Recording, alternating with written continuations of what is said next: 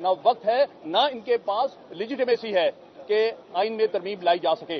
ये तो फॉर्म 47 के एमएनएज हैं और इनको जब चाहे घेर के जो चाहे कर सकते हैं। जो पिछले कुछ दिनों से ड्रामा आप देख रहे हैं वो पाकिस्तान की तारीख का बदतरीन एक ड्रामा है, जहां पर ये सारे जो हैं ये पपेट्स हैं। ये जो अपने आप को प्राइम मिनिस्टर कहता है, सदर कहते हैं, जो कि फॉर्म 47 की पैदावार हैं, हकीकत ये सिर्फ पपेट्स हैं।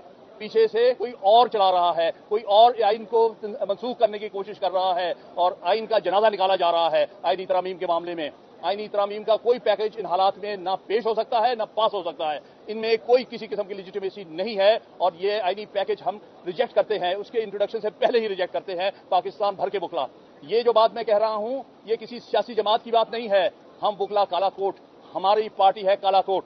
जिस तरह हमने 2007 से 2009 तक मूवमेंट चलाई इंडिपेंडेंस ऑफ जुडिशरी की, 2002 या 3 में जिस तरह से मुशर्रफ के खिलाफ हमने तहरीक चलाई, इंशाल्लाह ताला बिल्कुल दुरुस्त कहा मेरे भाइयों ने कि उसी तरह हम चलाएंगे।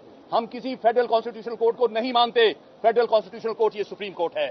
सारे पता होना चाहिए, सुप्रीम कोर्ट के होते हुए कोई कॉन्स्टिट्यूशनल कोर्ट दूसरी नहीं बन सकती, कोई पैरेलल कोर्ट नहीं बनाई जा सकती। यही सही माने में सुप्रीम कोर्ट ही पाकिस्तान की फेडरल कॉन्स्टिट्यूशनल कोर्ट है और कोई कोर्ट नहीं बनेगी।